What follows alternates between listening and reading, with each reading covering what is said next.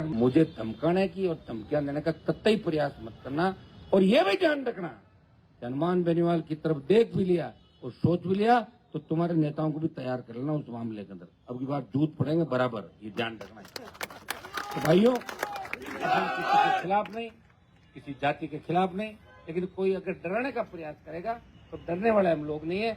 ये लड़ाई सच्चाई के लिए हम लड़ रहे हैं।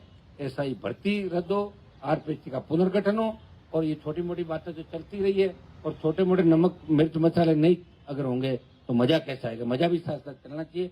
कई मानसिकता के लोग हैं, मेरे समाज के लोगों को कहना चाहूंगा कि गलत टारगेट करके किसी को अपने साथ नहीं किया जाए। हमने तो धरने में सबका सम्मान किया। ना समझ बच्चे हैं, धरने से चले गए, क्या क्या बातें उन्होंने करी और बाहर जाके क्या क्या बातें करी, वापिस हम आना चाहते हैं, वापिस यहाँ कौन एंट्री कराएगा बताओ। तो वक्त होती है सारी बातें। तो भाइयों तैयार हो जाओ। मैंने तो राजपूत समाज के 3 टिकट दिए, 18 में दिए, 23 में दिए, उदयपुर में दिए, तमाम जगहों में दिए और आगे भी दूंगा। मैं आह्वान करता हूं कि राजस्थान की हर जाति हर वर्ग, हनुमान बेनीवाल की जो पार्टी है वो राजस्थान के सम्मान की लड़ाई लड़ रही है। तुम एक चीज को गलत मोड़ के मत ले जाओ। तो सही सही काम में तुम्हारे मैं साथ खड़ा रहा, उसकी लिस्ट भी साथ जारी करो।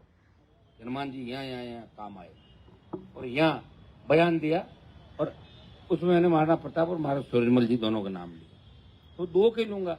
और मैंने कोई नाम लेने का ठेका ले रखा है क्या? पहले तो ये बताओ, मुझे किसी ठेका दिया क्या तो ये नाम आप पढ़ोगे? दिन के बाद ठेका बोलते रहेंगे, बाकी कुछ नाम तुम भी तो लो, नहीं तुम किसका लोगे फिर नाम? सारे अगर मैं ले दूंगा तो तुम क्या करोगे? कुछ नाम तुम लो, कुछ जो वीर थे मजबूत उनके नाम मैंने ले लिए और कुछ बच्चे हैं। मेरा मूड सही होगा तो अगली बार और ले लूंगा, और नहीं होगा तो फिर नहीं लूंगा, दिमाग से भी निकाल लेना। तो बहुत बहुत आपको धन्यवाद। सीकर चूरू के मेरे नौजवानों को धन्यवाद कि आपने मजबूती के साथ इस आंदोलन के अंदर आए।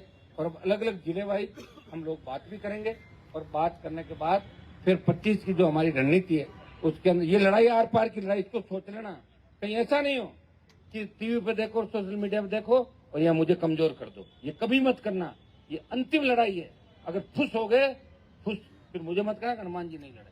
वो एक दिन जो 25 का है, जिस तरह एक दिन तुम घूमने के लिए आते हो, टहलने के लिए आते हो, मैच देखने के लिए आते हो, उसी तरह एक दिन राजस्थान के सम्मान के लिए खुद को आना पड़ेगा।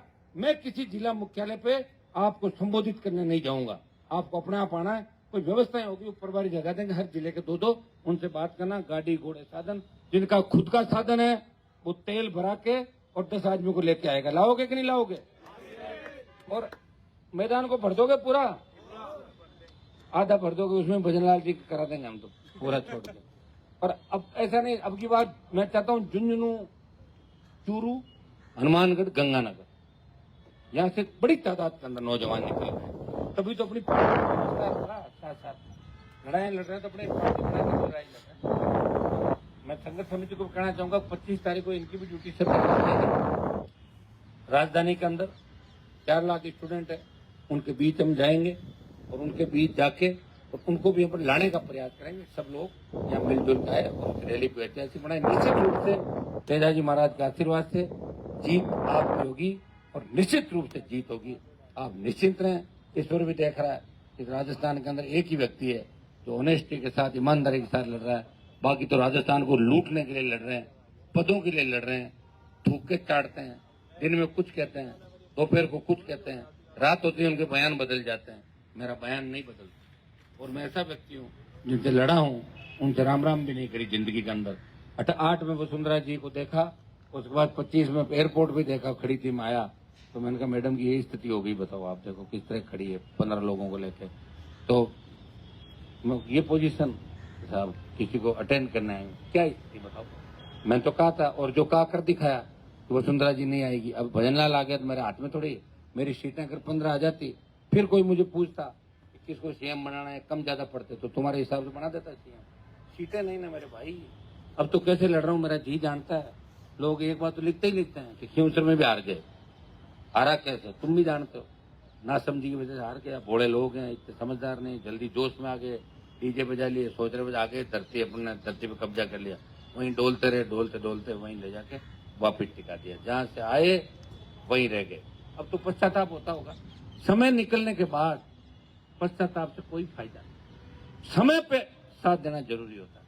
और अब की बार आप निश्चिंत रहें, इस आंदोलन के बाद जल्दी अपने कार्यकारिणी का गठन करके और तुम सबको अपने अपने इलाकों में भेज देंगे। बस कभी कभी तुमसे मिला करूंगा महीने 2 महीने में, बाकी तुम्हें अधिकार खूब सारे देंगे कि लोगों को जोड़ो, शेड्यूल कास्ट, अल्पसंख्यक, ओबीसी, दूसरे हमारे भाई, हर वर्ग, हर समाज जो अच्छे लोग हैं उनको जोड़ के राजस्थान की सत्ता पे कब्जा करो, और सत्ता पे कब्जा कर लोगे नहीं तो कोई पेपर आउट होगा।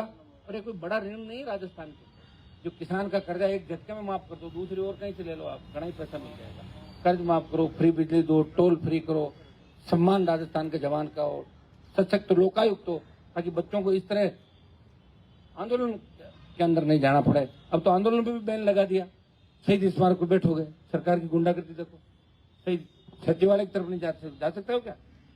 यही दोगे आंदोलन, 3 स्टेडियम तुम्हें दे दिए, मुर्दों का बाग नहीं देना। तो धीरे धीरे सरकार ये भी कर देगी कि आंदोलन बंद कर दो, क्या कर लोगे? इंदिरा गांधी ने इमरजेंसी लगा के इतने जूते मारे, कुंवारों की नसबंदी कर दी थी उस समय, पता है तुम्हें? अरे ऐसा हमारी शादी को बोले पकड़ो इसको, कर दो नसबंदी, नहीं हो रहे बच्चे बेचारों का, भी बुढ़े हो गए, बुढ़ों की कर दी। तो और ये अघोषित इमरजेंसी देश में चल रही है, मोदी और अमित शाह भी लोगों की नसबंदी करने में लगे हुए, ये भी आप देख। तो भाइयों तैयार हो जाओ अगली लड़ाई के लिए, 25 की लड़ाई के लिए। अभी अपन अलग अलग झुंझुनू, चूरू, सीकर और उसके बाद दूसरे जो नौजवान उनसे अलग बात कर लेंगे। तो मैं अलग अलग बात कर रहा हूँ, 2-3 जोरदार जय कर लगे। एसआई भर्ती रद्द करो, आरपीएससी भंग करो, एसआई भर्ती रद्द करो, आरपीएससी भंग करो।